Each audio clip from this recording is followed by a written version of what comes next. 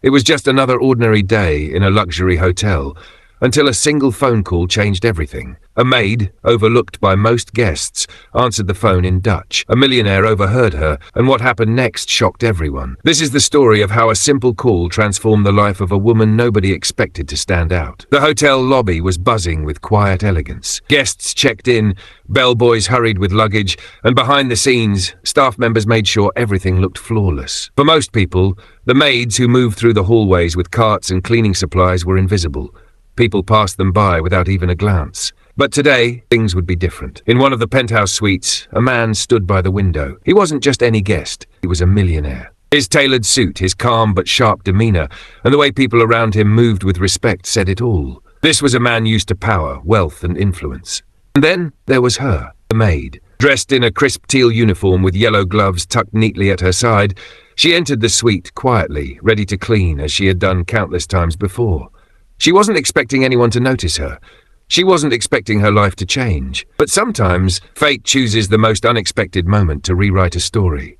As she dusted the table, the phone on the nightstand rang. The man glanced at it but didn't move. He seemed lost in thought, maybe too important to answer a simple hotel phone. Out of habit, the maid picked it up, and then it happened. She spoke, not in English, not in French, not even in the local language of the city. She answered the call fluently, in Dutch. Her voice was calm, professional, but confident. She spoke with clarity, as though she had been speaking Dutch all her life. Millionaire froze. His head turned slowly, his sharp eyes studying her as though she had just revealed a hidden secret. He didn't interrupt, he just listened. On the other end of the line, the conversation was brief. She confirmed a detail, gave instructions politely, and then hung up. She placed the phone back gently and returned to her work, almost as if nothing had happened. But something had happened. The man stepped forward, his deep voice breaking the silence. "Excuse me, what language was that?" The maid blinked, caught off guard. She hesitated before answering softly, "Dutch, sir." His eyebrows raised. Dutch? Here in a hotel where almost no one spoke it. What were the chances? For a moment he just stared at her. She felt uncomfortable under his gaze, like she had revealed too much. But then his expression shifted from curiosity to interest. "Where did you learn it?" he asked. She hesitated again, not sure if she should tell him. After all, she was just a maid, and he was a millionaire guest. People like him didn't usually care about stories like hers, but he was waiting. So she answered, "My family lived in the Netherlands for a few years. I studied there before coming here. Dutch is one of the languages I know." The man's eyes narrowed slightly, but not in suspicion, in thought. "You speak it well," he said quietly, almost to himself. She nodded politely, then quickly turned back to her work, hoping the conversation was over. But it wasn't, because the millionaire wasn't done with her. In his world, every detail mattered. And in that moment, the maid was no longer invisible. She was someone who had caught his attention. He studied her carefully, the way she carried herself, the calmness in her voice, the quiet confidence hidden behind her uniform. There was more to her than met the eye, and he wanted to know. The maid, however, didn't see herself the way he did. For her, this was just another day of hard work. She wasn't rich. She wasn't powerful. She was simply doing her job. But inside her heart, she carried a story, a past that she rarely shared, and now, unknowingly, she had revealed a glimpse of it. As she moved around the room, dusting and arranging, the man finally asked a question that would change everything. "Would you mind sitting for a moment? I'd like to ask you something." Her hands froze mid-motion. No guest had ever asked her that before. Sit? With a millionaire? Her mind raced. Was this appropriate? Was it even allowed? She looked at him nervously. "Sir, I'm working. I don't think." But he interrupted gently, his tone firm but not unkind. "Please, just a moment." Something in his voice told her it wasn't a command. It was curiosity, genuine curiosity. Against her instincts, she sat down, folding her hands neatly in her lap. She kept her eyes lowered, unsure what he wanted. The millionaire leaned forward, his gaze steady. "You're not just a maid, are you?" he asked softly. Her breath caught in her throat. Nobody had ever asked her that. Nobody had ever seen her beyond the uniform. For the first time in years, she wondered if maybe, just maybe, her story was about to be heard. And that was only the beginning. Because what started as a simple phone call, spoken in Dutch, was about to unravel a story that neither the maid nor the millionaire could have expected. A story of hidden talents, lost opportunities, and the powerful moment when someone finally sees you for who you really are. The room was silent, except for the faint hum of the city outside the window. The millionaire sat back in his chair, watching the maid closely. For him, this was not just curiosity anymore. It was fascination. "Tell me," he said, his voice calm but probing, "what brought you here? To this hotel? To this job?" The maid hesitated. She wasn't used to questions like this. Guests rarely spoke to her beyond simple instructions. "Clean this. Bring towels. Thank you." And now here was a man of wealth asking her to share her story. Her fingers tightened on the hem of her uniform. She could choose to brush it off, to remain invisible, or she could answer. Finally, she looked up, her dark eyes meeting his. "I studied abroad," she said quietly. "Languages, Dutch, English, French. But life doesn't always follow the path you expect." The millionaire leaned forward. "You studied languages?" She nodded. "Yes, I wanted to work as a translator, maybe even teach. But after my father passed, I had to return home. Bills needed to be paid, my family needed support. So, I came here. This job was steady, reliable." For the first time, the man saw not just a maid, but a woman who had once dreamed big, who had sacrificed everything for her family. He sat back, thoughtful. In his world of wealth and privilege, such stories were rare.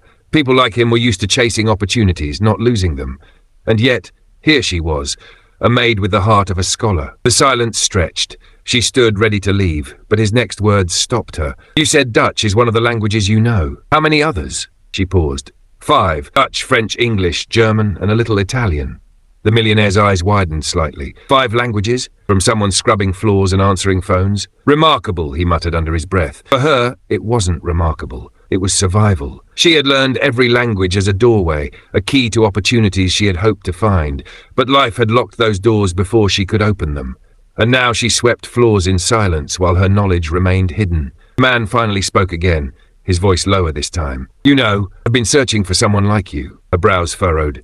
"Someone like me?" "Yes," he said firmly. "I do business across Europe, negotiations, contracts, partnerships. Language is everything. My team is good, but none of them carry the instinct you do. I heard it in your voice when you answered that call. Confidence, clarity, that's not something you can fake." Her heart skipped a beat.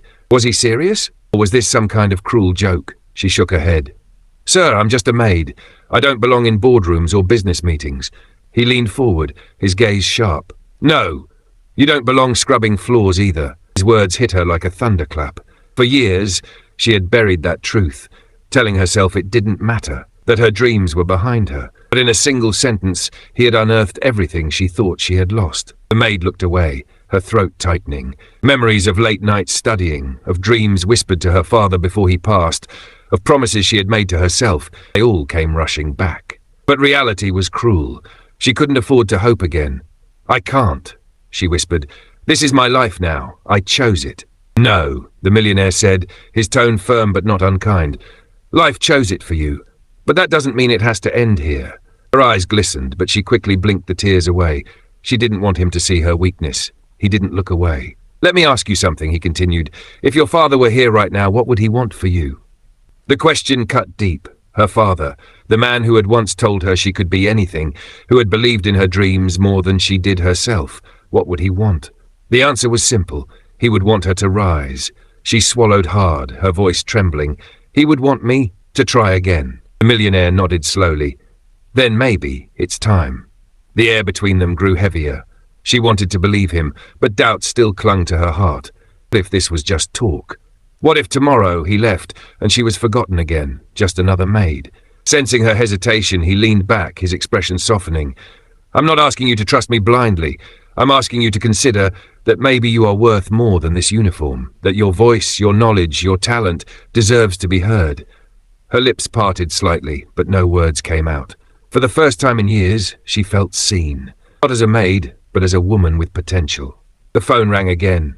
The sound startled them both. She reached for it instinctively, slipping back into her routine. But before she could lift the receiver, the man stopped her gently. "Let it ring," he said softly. She froze, looking at him. "You don't always have to answer," he added. "Not every call is your responsibility." The words carried more weight than she expected. They weren't just about the phone. They were about her life. Not every burden was hers to carry. Not every dream had to be silenced. For a long moment the phone kept ringing, then finally stopped. The silence that followed was louder than the ring itself. She exhaled slowly, realizing that perhaps he was right. The millionaire stood, buttoning his jacket. His presence filled the room once again, commanding but not intimidating. He looked down at her, his expression unreadable. "I'll be here another week," he said. "If you're willing, meet me tomorrow. Same time. I want to hear more of your story." Before she could respond, he walked toward the door. His words lingered in the air, heavy with possibility. She sat frozen, her heart racing, her mind caught between fear and hope. For the first time in years, she felt a spark inside her, a spark she thought had died long ago. The question now was simple. Would she let it burn? Because sometimes life gives you a second chance, and sometimes it comes in the form of a phone call, overheard by the one person who can change everything. The next day arrived like any other. The hotel bustled with routine, but for her everything felt different. The maid's hands trembled as she straightened the sheets, polished the mirrors, and adjusted the curtains. Her thoughts kept returning to his words. Meet me tomorrow, same time. Would he truly be there? And if he was, what did it mean for her?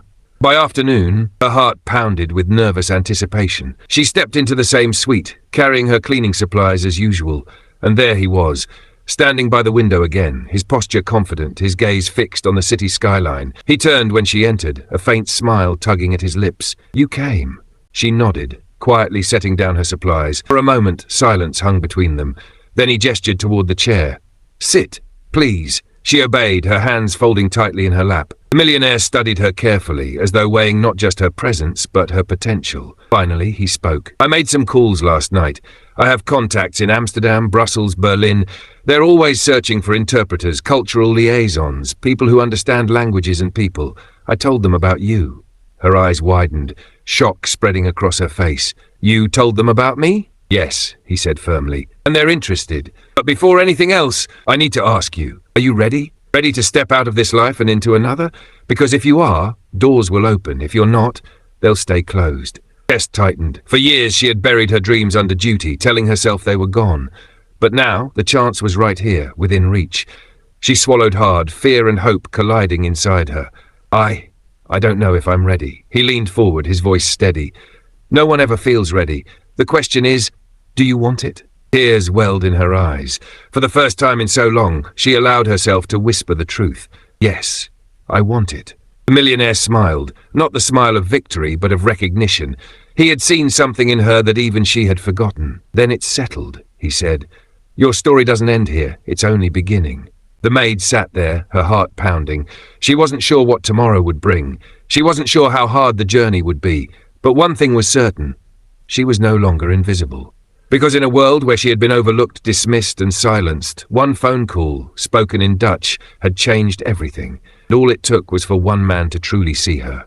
Sometimes the smallest actions carry the biggest consequences. For her, it was answering a phone. For him, it was listening. And together, in that fleeting moment, their paths crossed, rewriting not just her future, but proving a truth we often forget.